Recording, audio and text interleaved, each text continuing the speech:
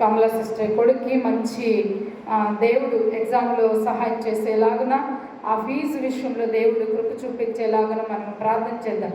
అలాగే సునీత సిస్టర్ మరి తన యొక్క కొడుకు ఆరోగ్య విషయంలో ఆ యొక్క యూరిన్ ఇన్ఫెక్షను, ఆ యూరిన్ రాకుండా మరి బ్లాక్ అవడము, మరి దేవుడు ఒక చిన్న డాక్టర్ ద్వారా ఒక చిన్న సర్జరీ జరగబోతుండగా మరి ఆ విషయంలో కూడా దేవుడు సహాయం చేయబోతున్నందుకు కావాల్సిన ఆర్థిక విషయం కూడా దేవుడు మంచి సహాయము దేవుడు అందిస్తున్నాడు.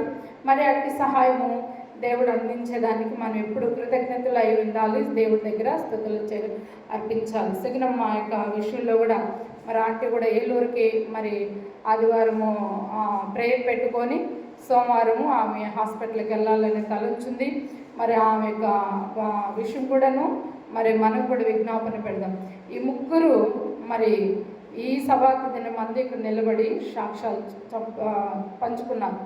నెక్స్ట్ సభకు కల్లా మరి మనమందరం స్త్రీల సమాజంగా కూడుకునే లోపల దేవుడు గొప్ప కార్యము చేస్తున్నాడు. మరి విశ్వసించిన వారు ఏం చెప్దాం? ఆమేన్, ఆమేన్. వాక్యంలోకి వెళ్దామండి. మనము కొంత వాక్యము మనము ధ్యానం చేసుకుందాం.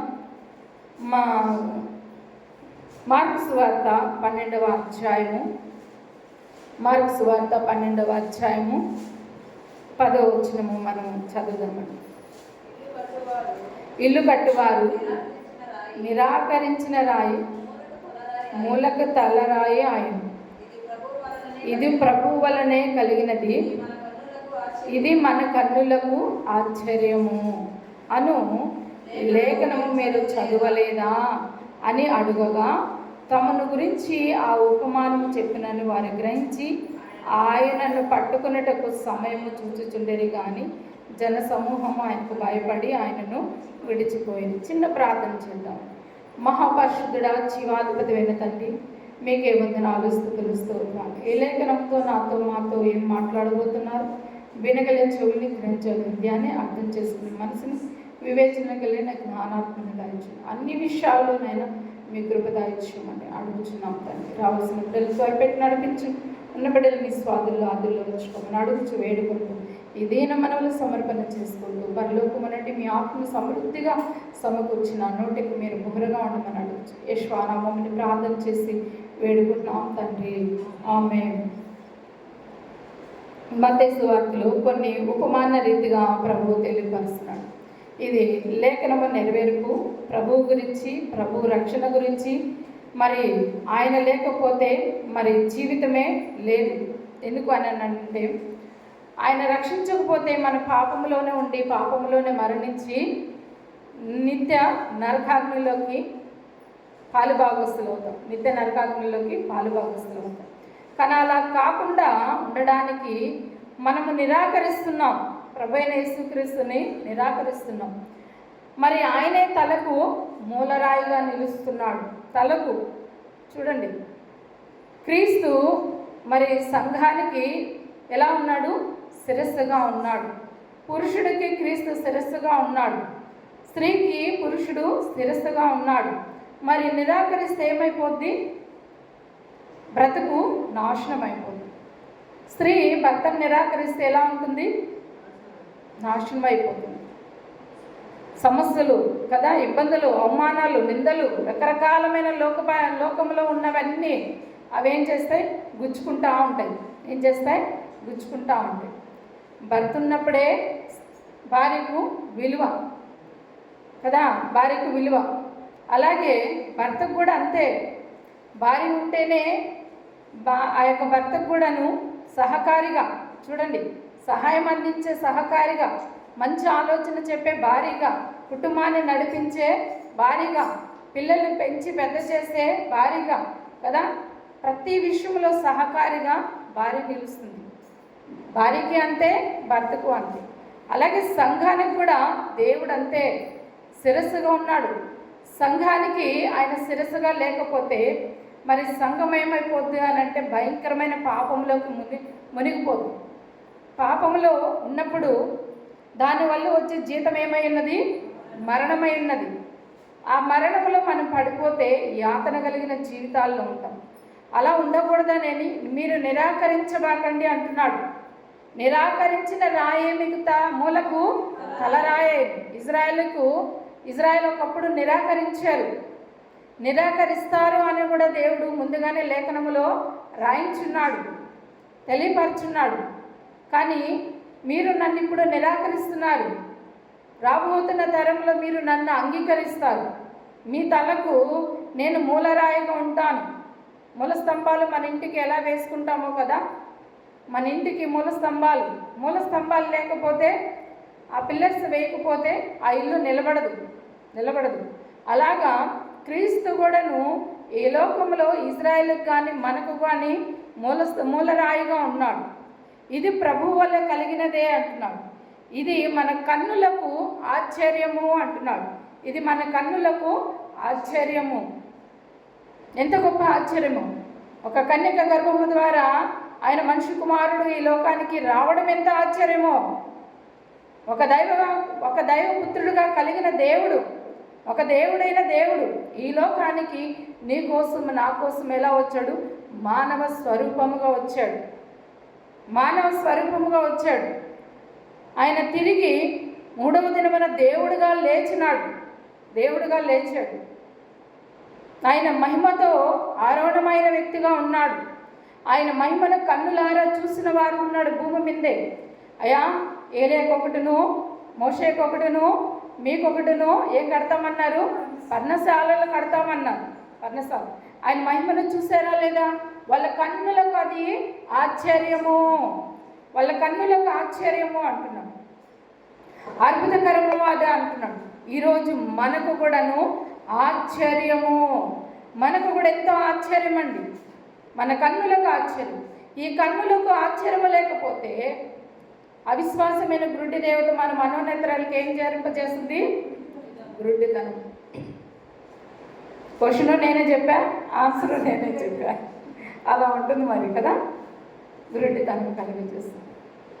ఈ గురుడితనం ఉంటే ఎక్కడ పోయి పడిపోతామో మనకు తెలియదు. గురుడితనము లేకుండా మన కన్నులకున్న ముసుగుని తొలగిస్తున్నాడు. అది ఆశ్చర్యం అండి. అది దీవెన. మనము నిరాకరించకూడదు ప్రభువుని. ప్రార్థన పక్కన పెట్టకూడదు. ఏం పెట్టకూడదు? ప్రార్థన పక్కన పెట్టకూడదు. వాక్యమును పక్కన పెట్టకూడదు. ఇజ్రాయేల్ పెట్టేశారు కదా, మనం పెట్టేయకూడదు అని. ఇప్పుడు ఇజ్రాయేల్ కూడా అంగీకరిస్తున్నారు. ఏం చేస్తున్నారు? ఇజ్రాయేల్ కూడా అంగీకరిస్తున్నారు. అద్భుతకరమైన ఆరాధన మనం చేశారు కదా క్రిస్మస్ దినాన కదా. రకరకాల లైట్లు, క్యాండిల్స్ చక్కగా వెలిగించుకున్నాం. ఈ లోకానికి వెలుగు వచ్చింది. ఈ లోకానికి క్రీస్తు అనే దేవుడు ఈ లోకానికి వచ్చి మనకి రక్షణ ఇచ్చాడు, మనల్ని దీవించాడు, మన పాపములకు అడిగాడు అని చెప్పి వాళ్ళంత అద్భుతకరంగా మరి క్యాండిల్స్ ఇచ్చారు, ఆరాధన చేశారు. మన జీవితంలో కూడా అంతేనండి. మన జీవితంలో కూడా అంతే. ఆరాధన చేయాలి. ఆరాధన మానకూడదు కదా. ఆరాధన మానకూడదు. ప్రార్థన పక్కన పెట్టకూడదు. వాక్యమును పక్కన పెట్టకూడదు. సహవాసాన్ని కూడా మనము పక్కన పెట్టకూడదు. నిరాకరింపబడిన విధానంలో ఉండకూడదు. నువ్వు నిరాకరిస్తే అదే నీ జీవితానికి ఉపయోగపడుతుంది కదా. ఎందుకు ఉపయోగపడుతుంది? తిరిగి ప్రభు నిన్ను ప్రేమిస్తున్నాడు. ఎన్నిసార్లు నేను ప్రార్థన చేయనయ్యా, నేను వాక్యానికి రాలేనయ్యా, నా పనులు ముఖ్యము, నా సమస్య ముఖ్యము అని ఎన్నిసార్లు మనం రాకుండా ఉంటాం. కానీ దేవుడే నీకు అవసరమైన కదా, దేవుడే నీకు తోడై ఉన్నాడు, దేవుడే నీకు సహాయం చేస్తాడు అనని దేవుడు నిన్ను ప్రేమించినప్పుడు, దేవుడు నిన్ను హత్తుకున్నప్పుడు తిరిగి ఎక్కడికి వస్తావు? దేవుని ఎందుకే రాబడతావు. ఆ ధన్యత దేవుడు మనకి అనుగ్రహించాడు. ఈ రోజు నుండి మనం ఏం చేస్తాం? నిరాకరిస్తామా? నిరాకరించిన ప్రభా అంగీకరిస్తానా అని అంటామా? అంగీకరిస్తాం. జ్ఞానవంతురాలు తన ఇల్లు కట్టుకొనును, మూఢురాలు తన ఇల్లు ఊడబెరుకుకొనును. ఏమి ఇల్లు కట్టుకుంటామండి?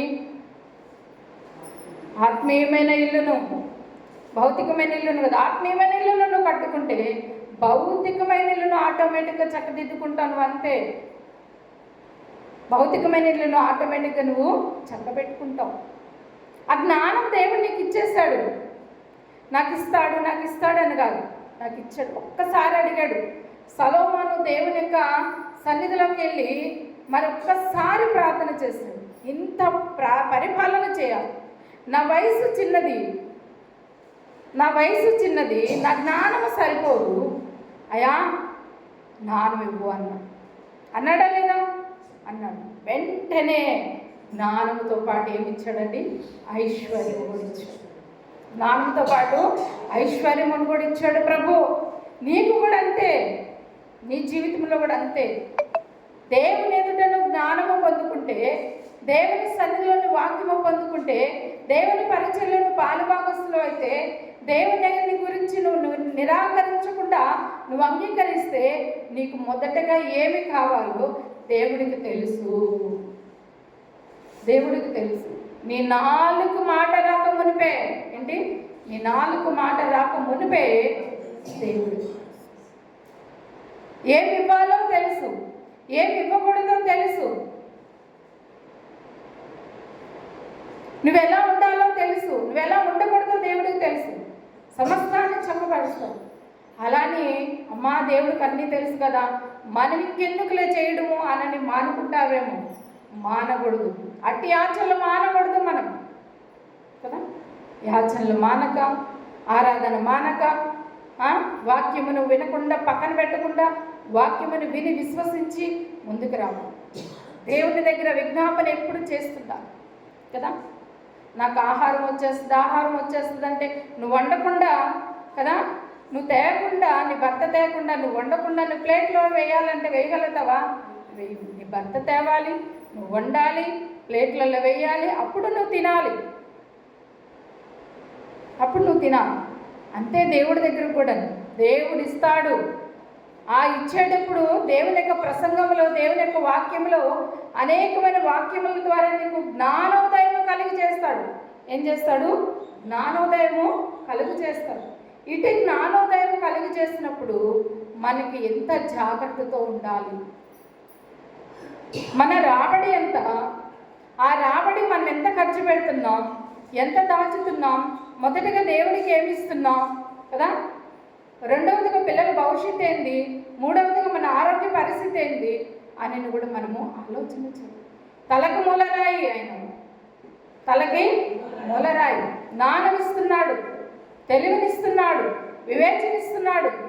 ఆయనకి సర్వ సంపదలో గుప్తమై ఉన్నవి ఇన్ని ఉన్నాయి. కానీ ఇవన్నీ నువ్వు పొందుకున్నాక నేను ఇంకా అజ్ఞానంలోనే ఉంటాను అంటే కుదరదండి,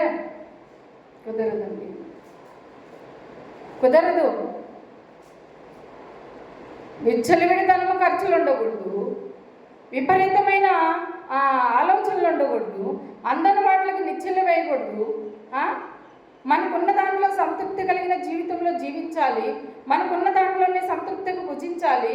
ఈరోజు నాకు మాంసం ఇచ్చాడు, హ్యాపీగా తింటాను, ఇది నాకు ఇచ్చాడు దేవుడు, తిను. అప్పు చేసి కొనబాకు, అరుగు తెచ్చుకొని చేయబాకు. ఇంకొక రోజు నీకు ఇస్తానని తేబాకు. నీకు ఏది ఉన్నదో అదే నువ్వు చేయాలి. ఏమి తేవాలో తెలుసా? ఆత్మలు సంపాదించేదానికి తేవాలి. ఆత్మల్ని నువ్వు అరువుకి. నీ దగ్గర పాత్రలు ఎన్నున్నాయి అని అన్నాడు కదా విధవరాలతో, కొద్దిగానే ఉన్నది అని. అరువు తెచ్చుకోమన్నాడు. పాత్రలు అంటే వాడబడేదానికి. రెండమ్మా పరిచర్యకి రండి అని పిలవాలి. ఆ పాత్రలు నింపబడతాయి. ఆ పాత్రలు నింపబడిన తర్వాత దేవుడు ఆనందింపబడతాడు. ఎందుకు తెలుసా? వాళ్ళ హృదయంలో దేవుని యొక్క వాక్యము సమృద్ధిగా నింపిన తర్వాత వాళ్ళ జీవితాలు బాగుపడతాయి. తద్వారా నీకు ఆశీర్వాదమా కాదా? నీకు ఆశీర్వాదం. అది దీవెన. భౌతికమైన వాటి కోసం మనం ఆరాటపడకూడదు, భౌతికమైన వాటి గురించి మనం ఆలోచించకూడదు, సమస్యలకు మనం పడకూడదు. తలకు మూలరాయి, మళ్ళీ చెప్తున్నా, తలకు మూలరాయి ప్రభు. నిరాకరించకూడదు, అంగీకరించాలి. అంగీకరించిన తర్వాత నీ బతుకు బాగుపడుతుంది. ఏం బాగుపడుతుంది? బతుకు బాగుపడుతుంది, కుటుంబం బాగుపడుతుంది, నీ భర్త బాగుపడుతుంది. అరే నా భార్య ఇంతవరకు మాంసం లేకపోతే చికాకుగా ఉంటుంది, అరుస్తుంది, చేపలు లేకపోతే అలుగుతుంది, బట్టలు లేకపోతే అలుగుతుంది, ఇన్న ఉన్న అమ్మాయి ఈరోజు పచ్చడి మెతుకులైనా చాలే అని అంటుంది. నీళ్లు పోసుకున్నా మనం అది తిందాం చాలే అని అంటుంది. ఏంటి ఈ అమ్మాయికి ఉన్న మారు మనసుకు రాగలిగిన కారణం ఏంటి అని అంటే, ఒకప్పుడు నేను ప్రభువుని నిరాకరించానయ్యా, ఇప్పుడు నేను ప్రభువుని అంగీకరిస్తున్నానయ్యా, అంగీకరించాను. దేవుడు నన్ను మార్చాడు, నా జీవితం మార్చాడు, నా మనసు మార్చాడు, నా మాట మార్చాడు, నా స్థితి మార్చాడు. ప్రభు నా స్థితి మార్చాడు.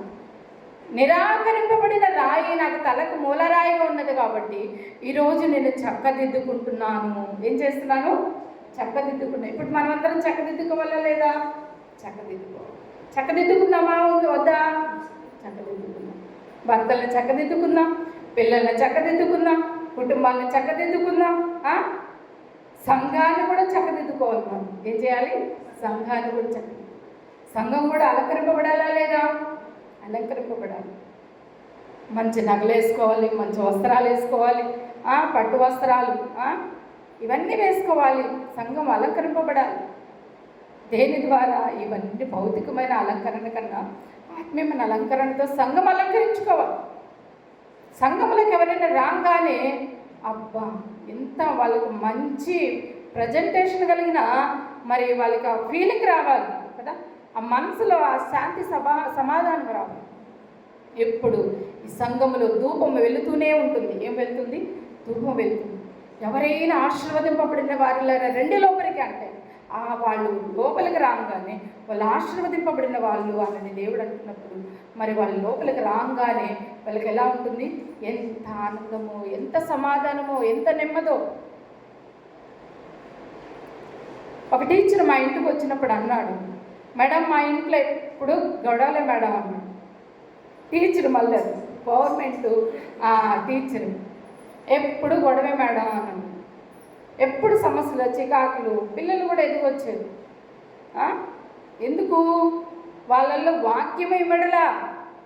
మీ ఇంటికి రాగానే నాకు చాలా ఆనందంగా ఉంది మేడం, సమాధానంగా ఉంది, మనశ్శాంతిగా ఉంది అన్నాడు. ఏముంది? సమాధానంగా ఉంది, మనశ్శాంతిగా ఉంది. మా బాబుకి ట్యూషన్ పెట్టించేదాన్ని, ట్యూషన్ పెట్టించాను. ఇంగ్లీష్ టీచర్ని పిలిచి, నేను ఎక్కువగా బయటికి పంపలేవాడిని, ట్యూషన్స్కి పంపించలే.